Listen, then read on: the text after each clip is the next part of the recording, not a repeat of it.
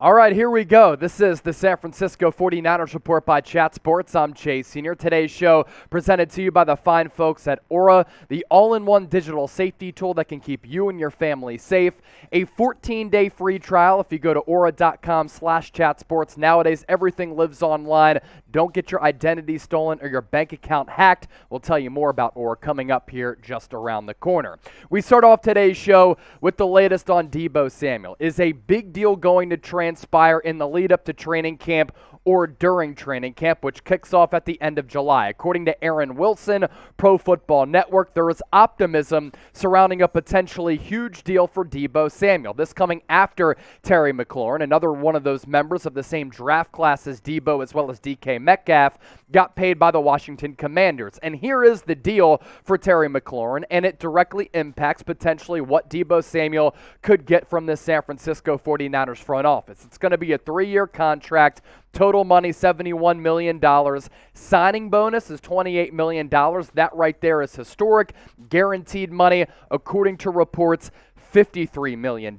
And now, Terry McLaurin, not one of the top 5 highest paid wide receivers in terms of average annual value, but I believe that Deebo Samuel can enter this category. And we continue to break down this list because it's really important as for what Deebo might be able to get from San Francisco. So Tyreek Hill, $30 million per year. Devontae Adams at 28. DeAndre Hopkins north of 27. Cooper Kupp just shy of 27. And then A.J. Brown at 25. If I were to guess right now where Deebo Samuel would lie, I think he's right around that A.J. Brown category and right around that $25 million per year range. So the highest paid wide receivers. Where does Terry McLaurin now stand? He's now 8th, behind some of the aforementioned players that we talked about, as well as Stephon Diggs, who also got paid this offseason. You want to know how crazy the wide receiver market has been this offseason, which really started with Christian Kirk of the Jacksonville Jaguars, who's not even on this list.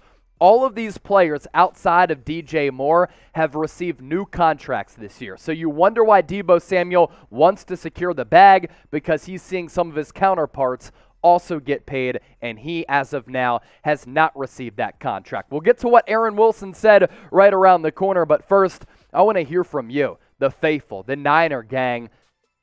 What do you think about Deebo Samuel? And do you think he's one of the best offensive players in the NFL? Think about what he did last year and what you saw him do and how much this offense relied on him to make a big splash play when they were desperate. If you think Deebo, one of the best offensive players in the NFL, I want you to hit that thumbs up icon and like the video. If you think he's overrated, then comment why right now in the comment section.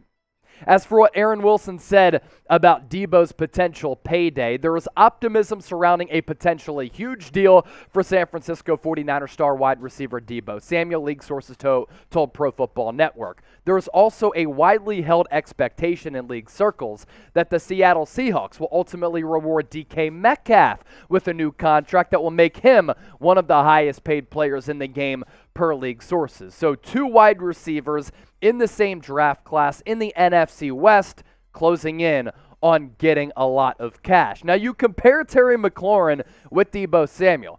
Who is the better player? Who's the more impactful player? Because McLaurin, and his new contract, does relate to Deebo and what he might take to the negotiating table. Both last year, 77 catches, although San Francisco's quarterback situation a lot better than Washington's. Deebo had more receiving yards, more total touchdowns, and it wasn't close. Average yards per catch, he was able to best McLaurin in that category as well. And McLaurin, more of a traditional wide receiver. Deebo last year, a hybrid, but more impactful in these games on the offensive side of the rock. 365 rushing yards for Deebo a year ago, which goes in line with everything that we've been talking about and everything that we know, that Deebo is such a unique talent on the offensive side of the football. And with Deebo potentially getting paid, I really just want you to think about this. I want you to put yourselves in Deebo Samuel's shoes. You see all of the wide receiver market just explode this past offseason with all of these guys getting paid.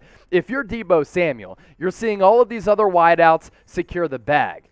you want to be able to secure and lock down your future financial flexibility as well. Deebo going into the final year of his rookie deal with no guaranteed years or no money after 2022 is set to make a base salary of $3.9 million. And in the grand scheme of life, that sounds like a lot of money, right? Millions of dollars for the normal person is a lot of dough, but for a professional athlete, it isn't. Tom Brady, Russell Wilson, LeBron James, they pay $1 million per year for their bodies to get them ready to go through the rigors of a professional sports calendar season, right? And George Kittle said the other week, I pay about $200,000, $300,000 per year on my body in terms of recovery. You also add that on top of the fact that Deebo living in California, playing in California. Those California state taxes are crazy, and all of a sudden, that $3.9 million isn't all that much. He plays a very physical sport in a league that stands for not for long. All he's trying to do is get some money and future financial flexibility when he sees the wide receiver market absolutely exploding all across the NFL. That's why I see where Deebo Samuel is coming from. Let me ask you this. You saw the numbers just moments ago. Deebo Samuel, Terry McLaurin, who is the better player? Who is the better wide receiver? Get into the comment section right now. Let me know. Embrace debate. DS for Deebo, TM for Terry. Let your voices be heard. As I mentioned off the top, today's show presented to you by the fine folks at Aura, today's presenting sponsor. What do they have to offer you? Well, first of all, a free 14-day trial if you go to aura.com/chatsports. That's a link at the bottom of your screen. But also financial fraud protection, identity theft protection, online and device security, and these family plans can protect up to 5 people. So if you're a family man, a family woman, you can get covered by the good security of Aura as well. 14-day free trial if you just use that link in any browser that you have, aura.com/chatsports. I hope you're all using Google Chrome, because if you use Safari, you are a cop. In all seriousness, though, we continue on for today's show. Peter Schrager, NFL Network, saying on the Pat McAfee Show that Trey Lance has grown leaps and bounds and has taken on some leadership qualities that starting quarterbacks in the league need to assume, because that's an important part of the job description. Here's what Schrager had to say about Jimmy Garoppolo and that situation, as well as Trey Lance. The Jimmy G thing is fascinating because back in February at the Combine, I was talking to everyone there, and they were like, Jimmy G is going to get traded. Then the surgery completely threw a corkscrew in this whole thing. No one wanted to trade for a quarterback coming off of a surgery without having their eyes on him. And the Niners don't want to trade him for 20 cents on the dollar, which is what essentially they would have to do. I've literally said this all along. If Garoppolo got traded right after the year, I think it could have fetched the Niners a second or third round pick, and that's really good value considering what you got back from him. He won about 71% of his starts. He brought you to 2 NFC championship games over the span of 3 years and a Super Bowl appearance back in 2019. But he didn't consult with the Niners about his surgery, and that surgery caught the Niners by surprise. And in turn, we were talking about an already injury-prone quarterback who doesn't already have a bazooka for an arm, who's then undergoing the knife, getting a surgery on his throwing shoulder, and that impacted his trade value. And because of that, the Niners didn't trade him away. Other teams weren't willing to offer that second or third round pick for an injury-prone quarterback who had to recover from that surgery and still can't throw until about July. And then, in turn, there was all that quarterback movement that took place across the National Football League. All of that played into San Francisco not dealing Garoppolo away and them not getting the asking price and the assets that they wanted back for Jimmy G.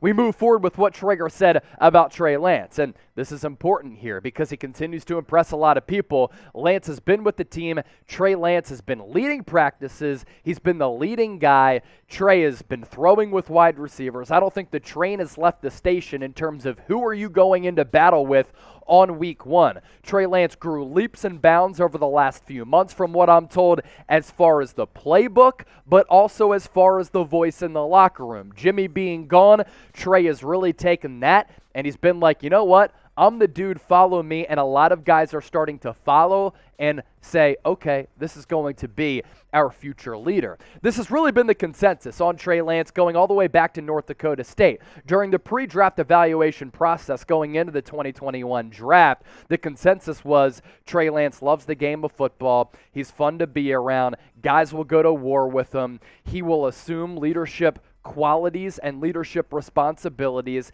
and he has all of the traits that you want in a franchise quarterback. Low maintenance, a guy who guys can rally around, a guy who goes into the lab and puts a lot of work in.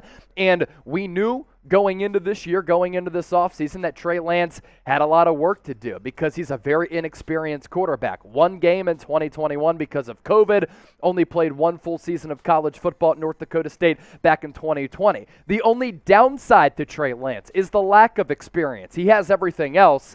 6'4", 225 with a really strong arm. Leadership qualities. He has the want to be great.